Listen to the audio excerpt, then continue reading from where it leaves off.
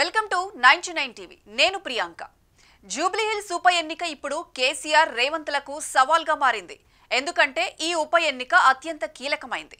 హైదరాబాద్ సిటీలో సార్వత్రిక ఎన్నికల్లో ఒక్క సీటు కూడా హస్తం పార్టీ గెలవలేదు.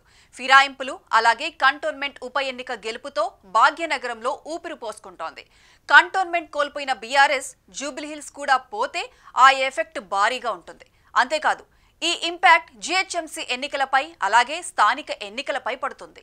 కాబట్టి కేసీఆర్ కు ఈ ఉప ఎన్నిక చాలా కీలకం. ఇంకోవైపు కాంగ్రెస్ పార్టీ అనేక హామీలు ఇచ్చి గద్దెనెక్కింది. వాటిలో ఇంకా కొన్ని మొదలు పెట్టాల్సినవి ఉన్నాయి. ఈ నేపథ్యంలో కాంగ్రెస్ కు ఈ ఎన్నికల్లో రెఫరెండంగా చూడొచ్చు. కాబట్టి కేసీఆర్ రేవంత్ ఇద్దరికీ జూబ్లీ హిల్స్ ఉప ఎన్నిక పరీక్షగా మారింది. జూబ్లీలో ఖచ్చితంగా గెలిచి తీరాలని ప్రధాన పార్టీలు ప్రచారంలో బిజీ అయిపోయాయి. అయితే ఈ ఎన్నికల్లో గెలుపు కోసం సీఎం రేవంత్ రెడ్డి అమలు చేస్తున్న పగడ్బందీ వ్యూహాలు ప్రతిపక్షాలను ఉక్కిరిబిక్కిరి చేస్తున్నాయి.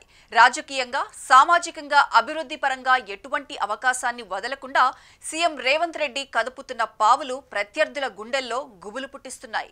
కేవలం సెంటిమెంట్ ఆధారంగా విజయంపై ఆశలు పెట్టుకున్న బీఆర్ఎస్ కు ఇప్పుడు పరిస్థితి దిక్కుతోచని విధంగా మారిందని రాజకీయ విశ్లేషకులు చెబుతున్నారు. మిగిలిన పార్టీల కంటే ఈ ఉప ఎన్నిక బీఆర్ఎస్ కు అత్యంత కీలకం. ఈ ఉప ఎన్నికలో విజయంపైనే ఆ పార్టీ ఉనికి, ఊపు ఆధారపడి ఉందని పరిశీలకులు విశ్లేషిస్తున్నారు. బీఆర్ఎస్ కి అత్యంత కీలకంగా మారిన ఈ ఉప ఎన్నికలో పార్టీని గెలిపించడమే లక్ష్యంగా వ్యూహరచన చేస్తున్న బీఆర్ఎస్ అధినేత కేసీఆర్ ప్రచారానికి రావడం లేదు.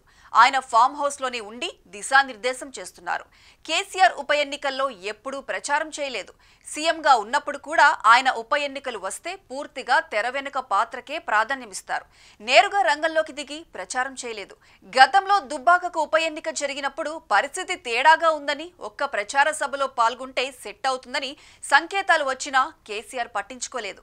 అందులోనూ ఓడిపోయారు. సీఎంగా ఉన్నంతకాలం జరిగిన ఉప ఎన్నికల్లో ఒక్క చోట కూడా ప్రచారం చేయలేదు. ఉప ఎన్నికల్లో ప్రచారం చేయకుండా గెలవడం అన్నది ఆయన పాలసీ. ఉప ఎన్నికల్లో ప్రచారం స్థాయికి తక్కువగా భావిస్తారు. అయితే కొన్ని సందర్భాల్లో మాత్రం మినహాయింపు ఇచ్చారు. మునుగోడు ఉప ఎన్నికలు అత్యంత ప్రతిష్టాత్మకంగా మారడం, భవిష్యత్తు రాజకీయాలను మార్చేవిగా ఉండటంతో ఓ బహిరంగ సభలో ప్రసంగించారు. కాంగ్రెస్ ప్రభుత్వం వచ్చాక కేసీఆర్ ఫామ్ హౌస్ కి పరిమితమయ్యారు. పార్టీ సిల్వర్ జూబ్లీ సభలో ప్రసంగించారు. ఆ తర్వాత మళ్లీ సైలెంట్ గా ఉన్నారు. త్వరలో జీహెచ్ఎంసీ ఎన్నికలు జరగబోతున్నాయి. స్థానిక ఎన్నికలు ఉండనే ఉన్నాయి. ఈ తరుణంలో జూబ్లీ హిల్స్ ఉప ఎన్నికల్లో గెలుపు గులాబీ పార్టీకి చాలా కీలకం. ఇప్పటికే లోక్సభ ఎన్నికల్లో ఒక్క సీటు కూడా గెలుచుకోలేదు బీఆర్ఎస్. ఇప్పుడు గనక ఉప ఎన్నికలో ఓడిపోతే త్వరలో జరిగే స్థానిక ఎన్నికల్లో చేతులెత్తేయడం ఖాయమంటున్నారు. తెలంగాణ వచ్చాక వరుసగా 2 పర్యాయాలు గెలుపు జెండా ఎగరవేశారు కేసీఆర్. 2023 ఎన్నికల్లో మాత్రం ఓటమి పాలయ్యారు. తెలంగాణ వచ్చాక కొన్నాళ్లు బీజేపీ ఊపు కనిపించినా మిగతా కాలమంతా కేసీఆర్ వర్సెస్ రేవంత్ అన్నట్లే తెలంగాణ రాజకీయం సాగింది. తెలంగాణ వచ్చిన తొలినాళ్లలో రేవంత్ రెడ్డి ఓటుకు నోటు కేసు వ్యవహారంతో తెలంగాణ రాజకీయం కేసీఆర్ వర్సెస్ రేవంత్ అన్నట్లుగా సాగింది. టీడీపీలో ఉన్న తర్వాత కాంగ్రెస్ లోకి వచ్చిన రేవంత్ కేసీఆర్ మధ్య గతంలో ఎంతలా మాటల యుద్ధం జరిగిందో చూశాం. ఎట్టకేలకు 2023 ఎన్నికల్లో రేవంత్ పై చేయి సాధించారు. తనకంటే అనుభవంలో చిన్నవాడైన రేవంత్ దెబ్బకు బీఆర్ఎస్ ఓడిందన్న కారణమో ఏమో తెలియదు కానీ కేసీఆర్ మాత్రం బయటకు రావడం లేదు. ఇప్పటికే పార్టీ కేటీఆర్ చేతుల్లోకి వెళ్లినట్లు కనిపిస్తోంది. పెద్దాయన మళ్లీ యాక్టివ్ అవుతారా లేదా అన్నది తెలియడం లేదు. జూబ్లీ హిల్స్ ఉప ఎన్నిక గనుక గెలిస్తే త్వరలో జరిగే స్థానిక ఎన్నికలకు రాష్ట్ర వ్యాప్తంగా పర్యటించి మళ్లీ బీఆర్ఎస్ ను గాడిన పెట్టే వ్యూహంతో ఉన్నారు గులాబీ బాస్.